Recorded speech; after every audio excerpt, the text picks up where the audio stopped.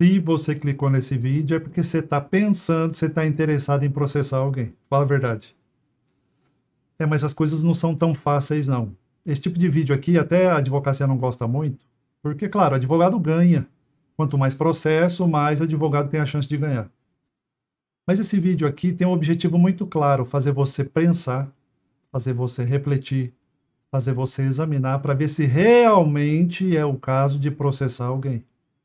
Sim, porque as coisas não são fáceis, as coisas não são simples. Tudo pode complicar num processo judicial. Então senta, dá uma acalmada, dá uma desemocionada e analise, pense, veja esse vídeo antes de tomar uma decisão. Claro, né? Ninguém acorda e fala, nossa, que vontade de processar o fulano. Não, não é isso. Se você pensa em processar alguém, alguma pessoa física ou jurídica, é porque você se sentiu atingido ou atingida de alguma forma. E eu não estou aqui menosprezando os seus motivos, eu estou querendo que você reflita antes de tomar uma decisão. Porque a primeira coisa que nós temos que fazer é desemocionar.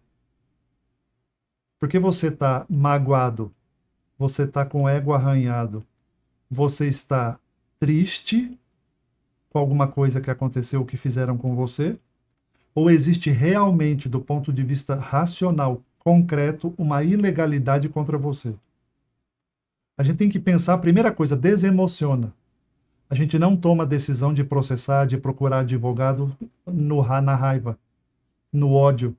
Sabe por quê? Eu vou explicar nesse vídeo, porque muitas coisas podem acontecer no meio do processo e o problema se virar ainda mais contra a gente. Então nós temos que desemocionar, nós temos que refletir. É por isso que, inclusive, a minha forma de atuar na advocacia nesses mais de 20 anos vem mudando. Antigamente eu era igual a outro advogado. Ah, doutor, eu quero processar alguém, então tô aqui, olha, a proposta é essa, se você concordar, assina aqui, dá a procuração. Não. Isso só perpetua esse mecanismo de judicialização em massa. Então, como é que eu gosto de trabalhar? A pessoa marca uma consulta paga. Ah, Fernando, consulta para advogado? Calma. O que acontece nessa consulta? Eu vou entender o que aconteceu com você, eu vou entender o que você pretende fazer e vou fazer uma análise para verificar se realmente o que você pretende tem viabilidade na justiça. Sim, aí vem a perguntinha aqui. Você realmente tem o direito e a jurisprudência, a justiça a seu favor? É isso que é preciso examinar antes de entrar com a ação. Adianta eu, como advogado profissional, pegar uma pilha, um nervosismo, receber uma ordem de um cliente para processar e sair processando. E lá na frente? E a hora que o processo começar? E a hora que os problemas surgirem? E se sair uma sentença? Eu nunca vou me esquecer. Nunca vou me esquecer. Por indicação de um amigo, eu atuei em sociedade com um outro colega num processo de indenização por um carro defeituoso. Ele era amigo do meu colega, vizinho, e insistiu demais para processar a concessionária. Nós processamos, né, nesse sentido de satisfazer a ira, a angústia do cliente, mas as coisas se complicaram no meio do processo. Então, quando eu estou fazendo um vídeo desse aqui, não é um vídeo para aloprar, não é um vídeo jurídico em si, mas é um vídeo de experiência que a gente vem vivendo nesses mais de 20 anos de advocacia. E foi feita uma perícia nesse caso, só que a perícia veio contra o cliente, achou o direito que ele tinha. E aí? Aí começa o problema gravíssimo e aquilo que você achava que um processo vira totalmente outra coisa. Você precisa entender uma coisa. Você pode até ter um fundo de direito em seu favor, mas o judiciário é um caminho muito complexo. É uma jornada, é uma viagem. Quando você entra com a ação judicial, você está iniciando uma jornada, uma viagem, sem mapa, num terreno hostil, com perigos que você desconhece. Só para você ter ideia, o tempo médio para uma sentença cresceu e está mais de 2 anos. Olha o tempo, mais de 700 dias, um processo rodando. Intimação, oficial de justiça, advogado te ligando, aparece uma intimação para você depor, deu problema, o perito precisa de novo do teu depoimento. Olha a complexidade, olha a viagem, uma jornada de mais de 2 anos que é um processo. Outra coisa, depois você lê com calma aqui.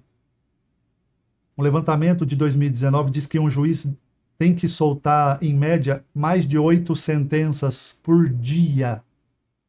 Você acha mesmo que um juiz no país vai sentar um final de semana, abrir o sistema e analisar com bastante calma e cuidado o teu processo? Estou te mostrando, levantamento do CNJ. Um juiz tem que dar 8 sentenças por dia, fora audiência, fora despacho, fora expedientes administrativos, fora atender advogados. Você imagina o caos, a vida de um juiz. Ele não vai examinar os pormenores do teu processo. É por isso que eu falo, infelizmente, é muito comum injustiças no judiciário. E um dos motivos é esse aqui. O juiz virou uma máquina de soltar sentença e decisão. Tem tempo? Eu pergunto para você, se você tivesse que tomar por dia 8 decisões sobre a vida dos outros, você ia ter tempo de examinar as consequências, os detalhes, processo de mais de 2 anos rodando. Você ia parar para ver o vídeo das testemunhas tudo de novo, se você tem 8 sentenças para soltar por dia? Então, vá vendo como as coisas podem se complicar. O homem é processado, o homem é condenado, porque processou o Estado, porque foi preso por engano e perdeu o processo. O homem foi preso por engano, processou o Estado para receber indenização, perdeu o processo. Está vendo como as coisas podem complicar demais? Então, outro ponto para você anotar. Nenhum advogado pode garantir a vitória do teu caso. Não, Fernando, mas eu fui no advogado, ele não pode. Não, mas ela é irmã do juiz. Aí é outra coisa. Aí você não quer justiça. Aí você quer deturpar a justiça. Voltando aqui para quem quer buscar a justiça de verdade. Um juiz tem que dar mais de 8 sentenças por dia. O número dos dias de tramitação do processo só aumenta. Muitas coisas podem dar errado. Você examinou se você tem provas? Como é que está a jurisprudência? Se você tem testemunhas, se essas testemunhas são confiáveis, as coisas podem complicar muito. Por exemplo, você entra com a ação. Tá aquela brigaiada. Quando a parte faz a contestação dela, você sabia que ela pode te processar? É. Isso se chama reconvenção. Você entra com a ação contra alguém achando que agora sim ela vai sentir. Sabe o que ela faz? Ela faz uma reconvenção e você vira réu. Então, pensa 200 vezes se você quer colocar o teu problema na mão de um juiz que tem que dar 8 sentenças por dia, em questões de complexidade de prova que advogado não tem como garantir. Mas aí você pode falar, Fernando, mas e aí? Então eu não processo? Não estou falando isso. Eu estou falando que o ato de processar ele é um pouco mais complicado e exige muito mais atenção e diligência do que divulgam por aí. Tem casos que não tem jeito, a gente tem que abrir um processo, não tem outro jeito. Eu não estou, então, aqui demonizando o ato de processar alguém, não é isso.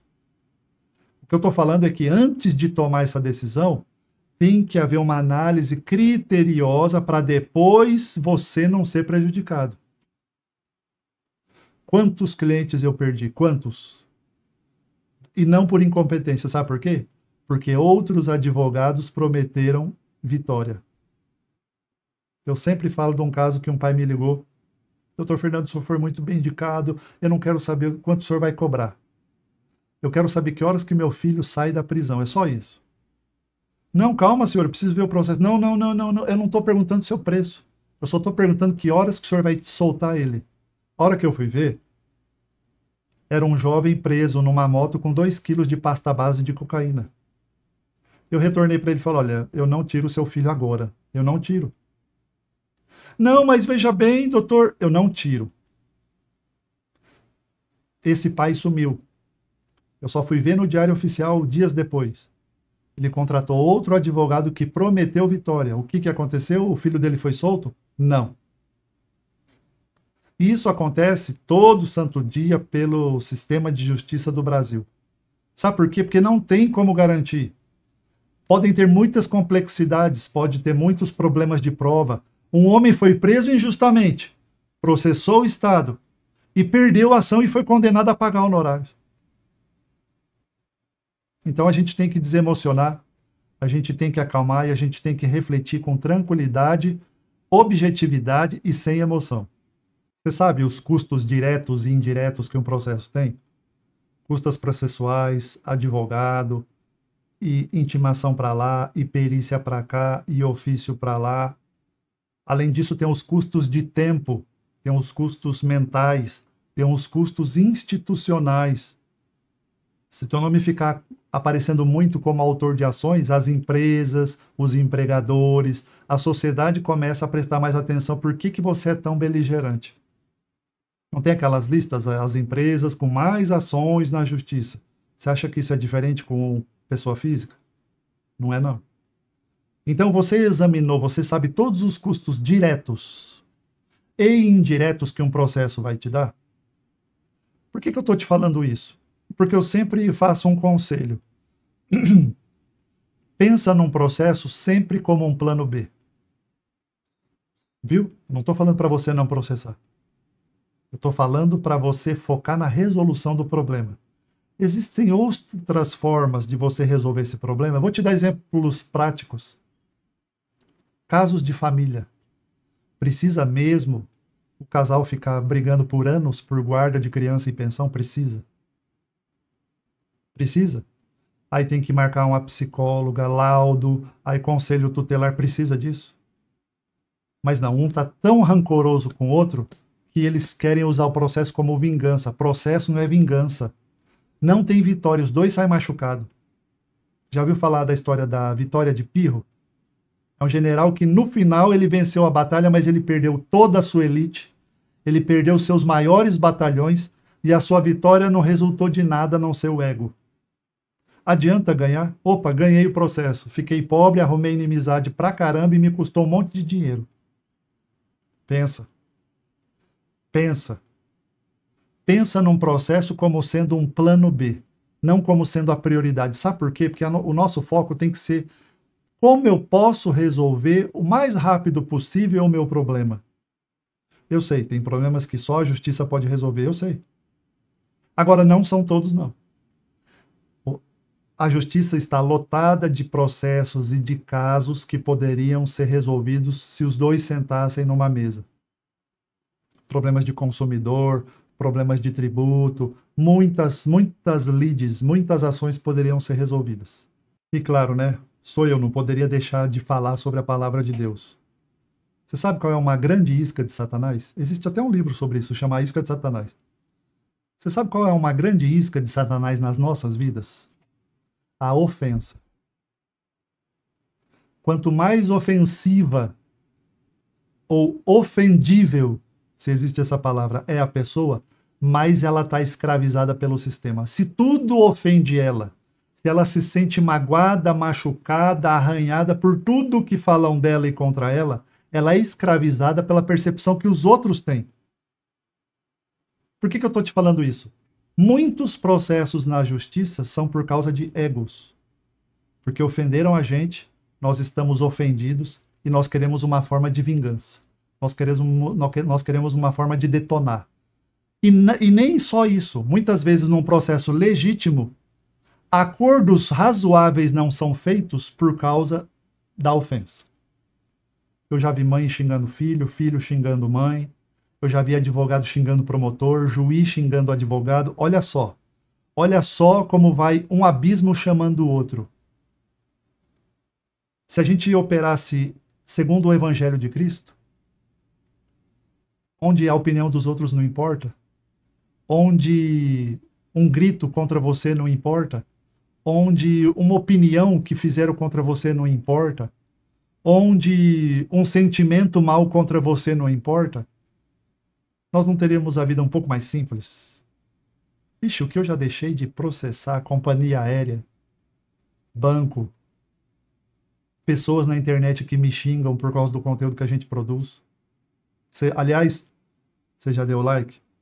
Você já curtiu? Segue nas redes sociais, tá? Muita gente xingando. Você já imaginou se a ofensa for criando espaço na minha vida que produz o conteúdo na internet? Ai, Fernando, é porque ele me xingou, ele disse que eu sou isso, que eu sou aquilo. Tá, e aí? Em Cristo Jesus, você é isso que ele falou que você se ofendeu? Então por que importa? Você vai colocar a tua vida, o teu futuro, o teu nome, na mão de um juiz que tem que, por dia, resolver 8 casos semelhantes? Você acha que vai ser feita justiça? Você confia nessa justiça deste mundo tenebroso? Então, querido amigo, querida amiga, reflita. Você precisa ou está pensando em processar alguém? Procure um advogado que vá fazer uma reflexão prévia se realmente compensa, se realmente é necessário, se realmente tem viabilidade o seu caso, se realmente vai ser vantajoso para a sua vida a médio e longo prazo. Não toma decisões emocionadas à luz de ofensas, à luz de rancores, sobre o efeito fervendo do que falaram contra você ou fizeram contra você. Pensa, reflita, a sua paz muitas vezes vale muito mais do que um processo correndo por anos. E o que você acha? Se você tem dúvidas, se você está nessa angústia, se você está com esse problema, marca uma consulta conosco. O WhatsApp está na descrição. A você um grande abraço, fica com Deus e até o próximo. Tchau.